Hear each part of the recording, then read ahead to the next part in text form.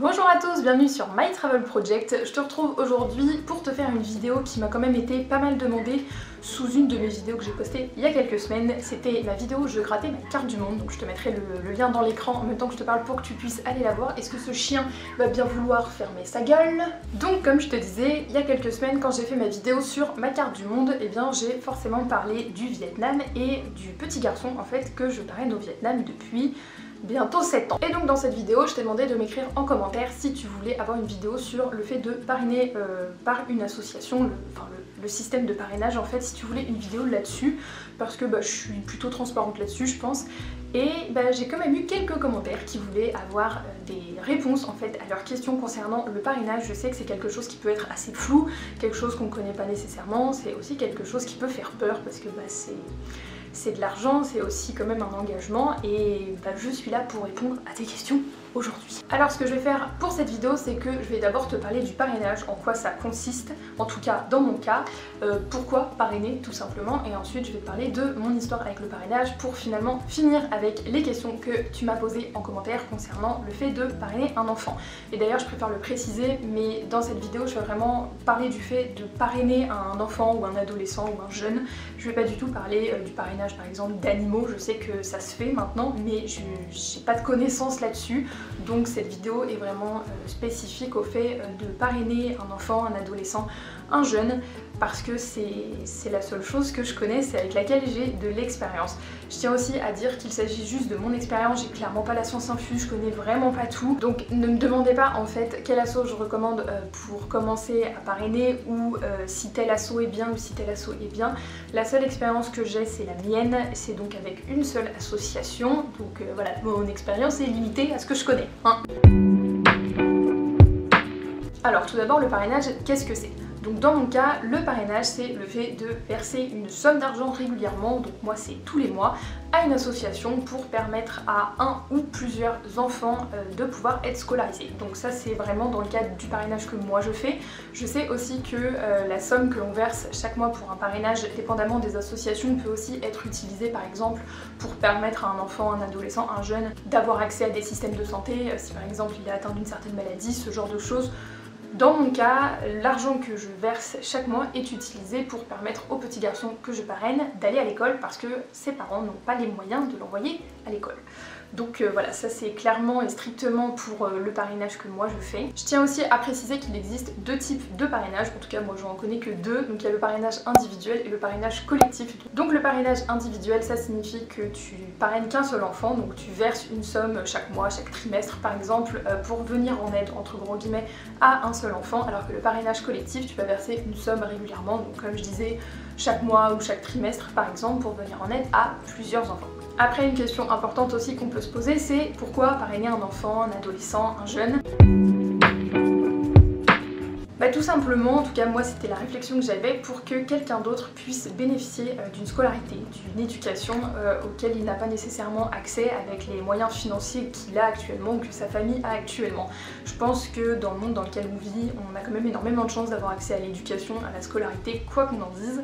Et je me suis dit, moi le jour où j'ai commencé à parrainer le petit garçon que je parraine, que si j'avais la possibilité de dédier un certain montant d'argent chaque mois pour permettre à quelqu'un d'autre dans le monde d'aller à l'école et de pouvoir faire ses études tout simplement, et bien je pouvais très bien le faire. Donc voilà, ça c'était moi ma réflexion quand j'ai commencé à parrainer, c'était mon pourquoi. Peut-être que d'autres personnes ont d'autres raisons, mais en tout cas c'était la mienne. C'est sûr que le parrainage ça peut être quelque chose de très flou, surtout quand on n'a jamais vraiment eu d'informations là-dessus, quand on ne s'est pas encore renseigné sur la question. Mais sur le principe c'est vraiment ça, c'est le fait de payer en fait la scolarité de quelqu'un parce qu'il n'a pas les moyens, il ou elle d'ailleurs, n'a pas les moyens d'aller à l'école soi-même. Dans certains pays également, les filles ont peu accès à l'éducation, tout simplement parce que dans la culture de ces pays-là, eh bien, la fille est considérée comme ayant un rôle de mère et un rôle au foyer, et du coup n'a pas nécessairement besoin d'aller à l'école pour apprendre un métier, vu que son métier plus tard sera d'être mère au foyer et de tenir le foyer. Ce n'est pas le cas bien sûr de tous les pays ou quoi que ce soit, mais le fait est que c'est encore la réalité dans certains pays, et donc le fait de parrainer un enfant, et plus spécifiquement dans ce cas-là une fille, ça permet de lui assurer un avenir si elle le souhaite plus tard d'avoir un métier tout simplement qui n'est pas celui d'être mère au foyer. Donc voilà pour l'explication sur le parrainage et pourquoi parrainer tout simplement. Maintenant je vais te parler de mon histoire avec le parrainage parce que je me vois pas en fait trop te donner des conseils sans te raconter mon histoire avec le parrainage, comment moi j'en suis arrivée là. Comme je disais au début de la vidéo, la seule expérience que j'ai avec le parrainage c'est la mienne, donc je pense pas du tout être parole d'évangile sur le sujet, donc peut-être que tu pourras tirer des enseignements de mon expérience avec le parrainage. Et comme je disais, eh bien ça va faire 7 ans au mois de septembre que je parraine mon petit garçon. Je pense que certains vont me demander des photos ou ce genre de choses. Je vais pas poster des photos de mon filleul parce que je suis pas sa mère et que j'estime que j'ai pas le droit en fait de publier des photos de lui et que ce n'est pas, c'est pas de mon ressort en fait, c'est pas moi qui devrais décider s'il a envie de se retrouver sur internet ou si sa famille a envie qu'il se retrouve sur internet, donc je ne publierai pas de photos de lui. Voilà. Donc j'ai commencé à parrainer ce petit garçon à la suite de mon volontariat au Vietnam en 2013. Donc je ne vais pas reparler de mon volontariat dans cette vidéo parce que j'en ai parlé déjà dans plusieurs vidéos sur ma chaîne. Je te mettrai un lien dans l'écran pour que tu ailles voir la vidéo où je parle de mon volontariat et je te mettrai aussi le lien des 3 ou 2 vidéos, je sais plus, que j'ai faites sur le volontariat sur ma chaîne, comme ça tu pourras aller les voir avant de continuer cette vidéo. Donc je suis partie en volontariat au Vietnam, pas du tout par le biais d'une association, mais par le biais d'une dame en fait qui avait adopté sa fille, je crois, dans un orphelinat en fait en banlieue d'Ho Chi Minh Ville, et depuis ce temps-là en fait elle aidait l'orphelinat, c'était pas l'orphelinat, elle avait créé un centre d'accueil et elle aidait le centre d'accueil qu'elle avait créé à pouvoir bien vivre, fonctionner, et pour ça il y avait des volontaires qui y allaient tous les étés. Oui, je crois que c'était ça. Bon, en tout cas, moi, c'était l'été. Donc voilà, à la suite de ce volontariat au Vietnam, en fait, forcément, pendant mon volontariat là-bas et du fait que je voulais travailler en ONG, j'avais forcément eu beaucoup d'échos d'associations qui faisaient du parrainage, des bons comme des moins bons échos, mais j'avais beaucoup entendu parler d'Enfants d'Asie, forcément, parce que moi, j'étais en volontariat au Vietnam et que Enfants d'Asie, en l'occurrence, agit au Vietnam, parmi d'autres pays qui sont le Laos, les Philippines et le Cambodge. Mais forcément, vu que je revenais d'un voyage au Vietnam qui m'avait totalement renvoyé ma conscience dans la figure, eh bien je m'étais dit que si je voulais parrainer au Vietnam. Et donc je suis passée par Enfants d'Asie et c'est comme ça que j'ai commencé à parrainer mon petit garçon. Donc j'ai commencé à parrainer avec Enfants d'Asie parce que, comme je disais, on en avait parlé, j'avais eu des bons échos et tout simplement je leur ai fait confiance et voilà, 7 ans plus tard je ne regrette pas du tout et je continue de parrainer avec eux. Donc pour commencer ce parrainage, j'ai bien sûr pris rendez-vous à l'association, donc au siège de l'association qui est à Paris. Donc je m'y suis rendue avec bien sûr des papiers pour pouvoir vraiment lancer le parrainage, donc renseigner mes informations, mes coordonnées, les renseignements aussi du petit garçon. Et ensuite j'ai donné mon RIB et puis j'ai commencé à être prélevée mensuellement pour ce parrainage. Alors bien sûr il ne s'agit pas que d'un prélèvement mensuel que je fais, il y a bien sûr d'autres choses, mais c'est comme ça que mon parrainage a commencé, avec un rendez-vous à l'association où j'ai pu rencontrer certaines personnes d'Enfants d'Asie, où j'ai pu mieux comprendre, j'ai pu poser mes questions, et aussi on m'a vraiment expliqué en quoi consistait le parrainage, tout du moins selon Enfants d'Asie. Ce qui a été plus facile bien sûr, c'est que j'avais déjà été au Vietnam, donc je connaissais un petit peu le pays, ou en tout cas, enfin je connaissais le pays, non je connaissais pas le pays, mais comme j'y avais déjà été, je voyais en gros de quoi on parlait et ça a été, je pense, plus facile en fait peut-être pour me projeter dans ce parrainage finalement. La personne qui m'a reçue au siège d'Enfants d'Asie donc a vraiment essayé de répondre à mes questions et puis elle a essayé vraiment de m'expliquer donc le parrainage, comment ça fonctionne chez Enfants d'Asie, et elle m'a également donné plusieurs documents pour moi en fait me familiariser avec ce système de parrainage, parce que c'est quand même un engagement, c'est pas juste tu payes 3 mois et puis t'as plus envie de payer, t'arrêtes pendant 6 mois puis ensuite tu reprends, enfin on parle quand même de la scolarité d'un enfant à la fin, donc si c'est pas pour t'engager sur le long terme, moi je pense que c'est mieux de pas le faire. Donc après avoir rempli tous les documents administratifs, j'ai reçu 3 documents de la part de la personne qui m'a reçu chez Enfants d'Asie. J'ai reçu un code éthique et déontologique, j'ai reçu le guide du parrain et aussi une fiche explicative sur les us et coutumes au Vietnam. Parce qu'évidemment c'est quand même un pays qui est aux antipodes de la France et il y a des choses auxquelles on ne s'attend pas. Le guide du parrain expliquait vraiment les droits et les devoirs du parrain, mais aussi ce à quoi il n'avait pas le droit. Donc notamment par exemple le fait de vouloir influencer les choix d'études de son filleul, de vouloir influencer la famille dans les choix d'études, du filleul, ce genre de choses. Je mettrai dans tous les cas des liens dans la barre d'infos, comme ça tu pourras vraiment voir de quoi je parle. Je crois aussi, ou en tout cas la dernière fois que j'ai regardé, le code éthique et déontologique, je crois, est toujours sur le site d'Enfantasie dans tous les cas. Donc si tu veux aller regarder à quoi ça ressemble, je pense que tu peux le trouver sur leur site. Donc ça c'était vraiment pour la partie début de mon parrainage, commencement et tout ça, mais maintenant que le parrainage est lancé, comment ça se passe? Est-ce que c'est juste de l'argent versé tous les mois ou quoi que ce soit? Est-ce qu'il y a d'autres liens par exemple? Et je t'annonce que oui, en tout cas dans mon cas. Donc au début de mon parrainage, je versais 30 € par mois et vu que le niveau de vie au Vietnam a augmenté au fur et à mesure des années, je paye désormais 33 € par mois. En ce qui concerne les autres liens que j'ai avec mon filleul, je reçois, je dirais tous les 3-4 mois à peu près, une lettre de sa part.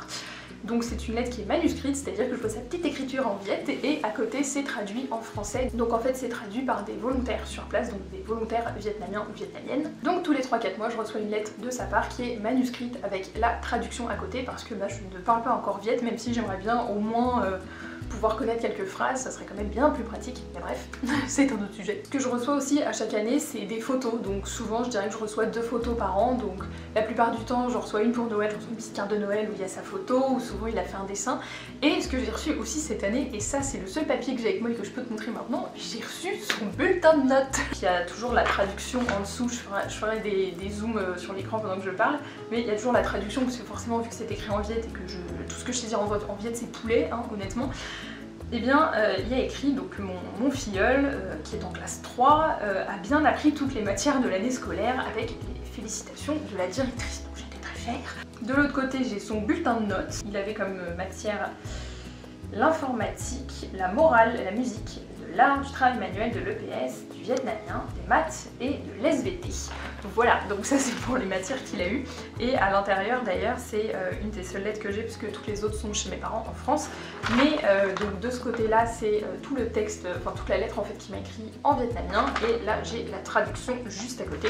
Alors c'est traduit à la vietnamienne, c'est-à-dire qu'il y a beaucoup de formules de politesse et beaucoup de formules qui souhaitent le bonheur et la santé, comme ça vous êtes prévenus. Ma chère marraine, j'espère que vous êtes en bonne santé et heureuse ainsi que votre chère famille. J'ai fini ma classe 3 avec de bons résultats, je suis classée bonne élève.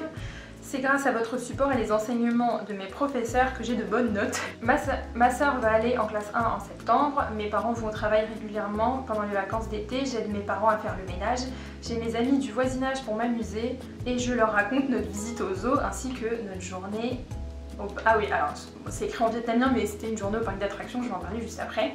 Je vous remercie de ces bons souvenirs. L'été au Vietnam est la saison pluvieuse, quand on n'a pas de pluie il fait très chaud. Mes parents se joignent à moi pour vous souhaiter une bonne santé et du bonheur ainsi qu'à vos parents, je vous embrasse très fort. J'ai oublié de le préciser mais quand j'ai commencé à parrainer mon filleul, il venait tout juste d'avoir 3 ans et là donc cet été il va en avoir 10. Forcément aussi les courriers ont un peu évolué au fil du temps parce que les premiers courriers que je recevais de lui en fait c'était ses parents qui écrivaient et lui il faisait des dessins parce qu'il savait pas encore écrire forcément. Voilà le type de lettre que je reçois à peu près tous les 3-4 mois environ. Donc vu ce que mon filleul a dit dans la lettre, ça va me permettre de passer à un autre point, c'est le fait que j'ai rencontré mon filleul, que je suis allée le voir 2 fois. C'est souvent une appréhension qui revient, c'est le fait de pas connaître en fait la personne qu'on parraine et de pas savoir pourquoi on donne ou à qui on donne et tout ça. Donc il y a une fois où je l'ai emmené au parc d'attractions. C'était en 2014 quand je suis retournée au Vietnam avec ma copine Aurélie et la deuxième fois c'était quand j'ai fait mon voyage solo au Vietnam. J'ai en fait fini mon voyage solo à Ho Chi Minh Ville parce que c'est de là que repartait mon avion vers la France et donc en fait j'ai fait une demande auprès d'Enfantasie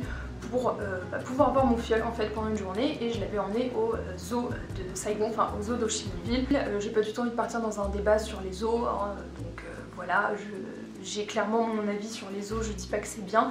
J'avais juste envie de passer une journée avec mon filleul, il avait envie d'aller au zoo, je le vois une fois tous les 5 ans littéralement, donc je l'ai emmené au zoo. Voilà. Alors pour organiser ces visites là pour voir mon filleul, j'avais envoyé donc un mail à Enfantasie parce que forcément j'ai pas de droit en fait hein, sur mon filleul qu'on s'entende. C'est quand même une demande à faire, si on m'autorise et tout ça, j'ai pas de pouvoir sur lui, enfin c'est pas du tout en fait le but du parrainage. Donc j'avais demandé, évidemment il faut bien sûr que lui et sa famille surtout soient d'accord, bon c'était le cas donc très bien, mais tu dois bien te rendre compte que vu que moi je parle français et que lui il parle vietnamien, on aurait eu un petit problème de communication. Donc ce que fait l'association dans ces cas-là, c'est qu'ils font en sorte d'avoir un traducteur en fait sur place qui puisse venir et pouvoir traduire pendant la journée et pouvoir faire en sorte que ça se passe bien. C'est aussi également pour avoir un peu une supervision parce que c'est un enfant de 10 ans qui irait littéralement au zoo avec donc moi 26 ans mais qui est une totale étrangère. Encore une fois, j'ai aucun droit et j'ai pas de responsabilité sur lui, donc c'est normal d'avoir une autre supervision. Donc moi je fais ma demande à l'association, l'association contacte en fait sur place pour voir si c'est possible et pour voir évidemment si mon filleul et sa famille sont d'accord, hein, c'est un peu la base. Bon, ils étaient d'accord donc c'était cool, et donc on est parti au zoo avec donc mon filleul, et j'ai emmené en même temps donc son grand frère, sa petite sœur et sa maman, avec bien sûr la personne qui traduisait. Donc voilà, j'ai eu la possibilité de pouvoir passer une journée avec eux. En fait j'ai trouvé ça vraiment cool de pouvoir faire une vraie activité avec lui, de pouvoir lui proposer une journée vraiment cool où je commence à un peu avoir un lien avec lui et tout ça, et pas juste à travers des lettres ou à travers la somme que j'envoie chaque mois, même si évidemment c'est l'essence du parrainage quand même d'envoyer de l'argent, c'est pour payer ses études, mais je trouvais ça cool de pouvoir avoir l'occasion, en fait, avoir l'opportunité de l'emmener au zoo ou au parc d'attractions comme j'avais fait en 2014. Donc voilà, c'est possible, en tout cas moi dans le cadre de mon parrainage, c'est possible d'aller voir mon filleul, c'est encadré et c'est pas nécessairement quelque chose qui m'est dû, il faut quand même demander. Mais j'ai eu l'occasion de le faire 2 fois, et si je retourne au Vietnam, ou plutôt quand je retournerai au Vietnam, puisque c'est sûr que j'y retournerai, j'espère que je pourrai encore le faire. Et enfin la dernière chose que je voulais dire par rapport à mon parrainage, c'est que tous les ans, eh bien j'ai aussi la possibilité de lui envoyer un cadeau pour Noël. Alors c'est pas exactement Noël, c'est une fête vietnamienne, c'est la fête du Tet, mais qui se passe juste après Noël, enfin qui se passe au mois de janvier ou de février dépendamment du calendrier lunaire, et chaque année Enfants d'Asie m'envoie, à moi comme à tous les autres parrains, une fiche cadeau où je peux participer aux dépenses de la fête du Tet, puisque c'est une fête qui est quand même assez énorme au Vietnam, donc c'est quand même beaucoup de dépenses pour les familles, et où je peux également offrir un cadeau à mon filleul. Donc c'est un cadeau que je lui offre parmi une liste prédéfinie par l'association, histoire que y ait quand même une certaine équité en fait entre les filleuls. Il y a aussi une possibilité de donner un peu d'argent pour les programmes de parrainage collectif, parce qu'il y a des enfants qui ne sont pas encore parrainés individuellement, qui en fait peuvent aller à l'école seulement par le biais de parrainage collectif, et donc la fête du Tet c'est l'occasion en fait de pouvoir donner un peu d'argent pour ces parrainages collectifs. Donc moi je me souviens par exemple la première année où j'ai parrainé mon filleul et que j'ai reçu ma fiche cadeau pour la fête du Tet, et sur la fiche cadeau donc était proposé un vélo, je crois un coffret de poupées et une journée au parc d'attractions. Et la journée au parc d'attractions, je me suis dit qu'il était peut-être un peu petit, qu'il allait peut-être pas trop s'en souvenir, donc j'étais pas trop pour. Et donc j'avais opté pour le vélo, et j'avais reçu une photo de mon filleul sur son vélo, super fière. Quelques mois plus tard, le vélo est un vélo taille adulte, mon filleul avait 3 ans et demi à l'époque.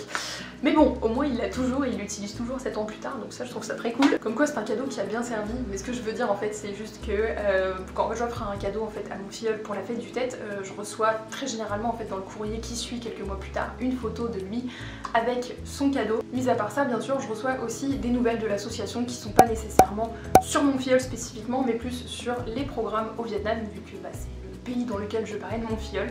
Donc je reçois que ce soit des newsletters ou des mails en fait qui viennent directement du secteur du département Vietnam de l'association qui m'expliquent quelles ont été les dernières avancées sur les programmes au Vietnam, s'ils ont fait une sortie par exemple avec tous les enfants qui font partie du programme Vietnam chez Enfants d'Asie, je reçois des photos, ce genre de choses. Donc ça je trouve ça vraiment intéressant parce que je vois en fait les actions qu'ont mon parrainage sur place, et ça c'est cool. Donc voilà pour mon expérience avec le parrainage et comment ça fonctionne de mon côté. Je pense que ce que je vais faire maintenant, c'est que je vais passer aux questions qui m'ont été posées sous ma vidéo où je gratte ma carte du monde, parce que c'est là où j'ai reçu toutes les questions concernant le parrainage. En fait j'ai eu souvent plusieurs questions des 5 ou 6 mêmes personnes. Donc une des premières qu'on m'a posées, qui est revenue assez souvent et qui est totalement légitime, c'est: donc je me demande comment faire pour parrainer un enfant, donc ça j'ai expliqué, pour être sûr que c'est une bonne association et ne pas me faire arnaquer. Je comprends, c'est sûr, hein, il y a de tout clairement au niveau des associations.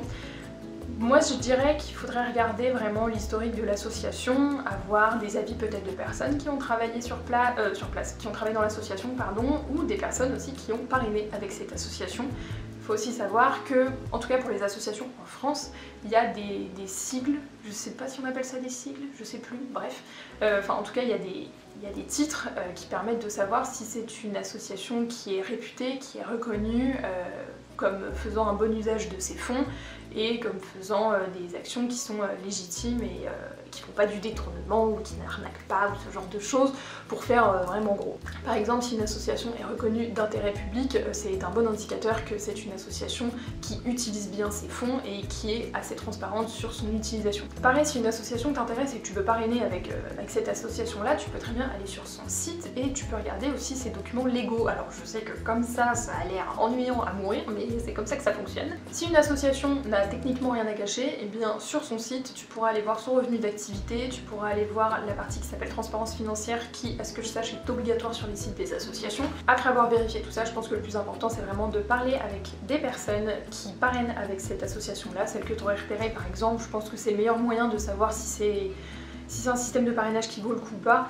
Pour avoir travaillé en OG, je sais qu'il y a des associations qui sont très bien, qui font du très bon boulot, mais qui n'ont pas nécessairement un programme de parrainage abouti ou qui fonctionne bien. C'est pour ça que je pense qu'il faut vraiment se renseigner au niveau du côté légal, mais également au niveau du côté humain, c'est-à-dire les personnes qui parrainent avec cette association. Alors la deuxième question, c'est de combien d'euros doit être mon don et combien de temps je peux parrainer. Alors le montant de ton parrainage, je pense, dépend vraiment des associations et des programmes. Moi par exemple, donc dans le cadre de mon parrainage qui est un parrainage individuel au Vietnam, il est désormais de 33 € par mois. Au début il était de 30 €, donc comme je le disais, il a augmenté du fait de l'augmentation du niveau de vie au Vietnam. Je pense que si tu vas parrainer pour un parrainage collectif, le montant est différent. Si tu parraines dans un autre pays, le montant est différent. Et puis ça dépend aussi de tout le programme de l'association derrière, c'est-à-dire si c'est un programme purement et simplement de scolarisation, si en plus du programme de scolarisation, il y a également un programme d'accès à des soins de santé, ce genre de choses. Pour moi, le montant change en fonction des associations, c'est une question qui est plus à poser à l'association. Et après, pour combien de temps tu peux parrainer? Eh bien, autant de temps que tu le souhaites, je dirais. Enfin, moi je pense que si tu parraines, il faut quand même que ça soit sur le long terme. C'est-à-dire que, donc moi j'ai commencé à parrainer mon filleul, il avait à peine 3 ans, je me vois pas arrêter mon parrainage avant la fin de son lycée, et même après, si j'en ai encore la possibilité, et honnêtement je me le souhaite, bah, j'aimerais bien aussi pouvoir financer ses études supérieures. Et enfin, comment créer un lien avec la famille? Est-ce qu'on a le droit d'aller le voir? Alors, moi dans mon cas, oui, j'ai eu le droit d'aller le voir, et j'ai un lien dans le sens où je reçois quand même des courriers, enfin des lettres tous les 3-4 mois. Est-ce que c'est pareil dans toutes les associations? J'en ai aucune idée. Je pense que c'est des questions à vraiment poser également à l'association. Quand on aura trouvé une en fait qui semble t'intéresser et que tu as envie d'approfondir un peu plus tes connaissances sur leur système de parrainage avant de te lancer, eh bien je te conseille vraiment de leur poser ces questions-là à ce moment-là. Alors j'ai aussi une question qui est comment savoir ce que notre parrainage apporte concrètement à l'enfant dans son quotidien, car il est difficile de s'en rendre compte quand on est si loin. Je suis totalement d'accord et je peux comprendre que ça puisse être quelque chose qu'on appréhende en fait, de pas savoir où va notre argent.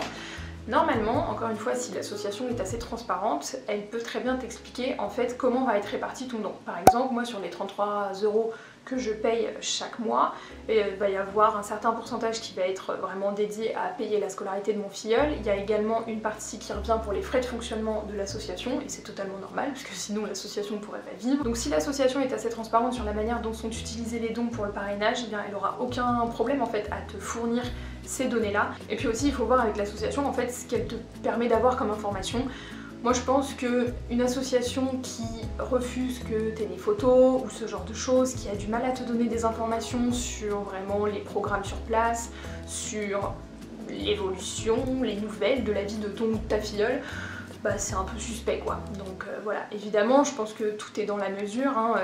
Faut pas non plus commencer à croire qu'on a un certain pouvoir à avoir sur le filleul ou la filleule en question, parce que c'est pas du tout le cas.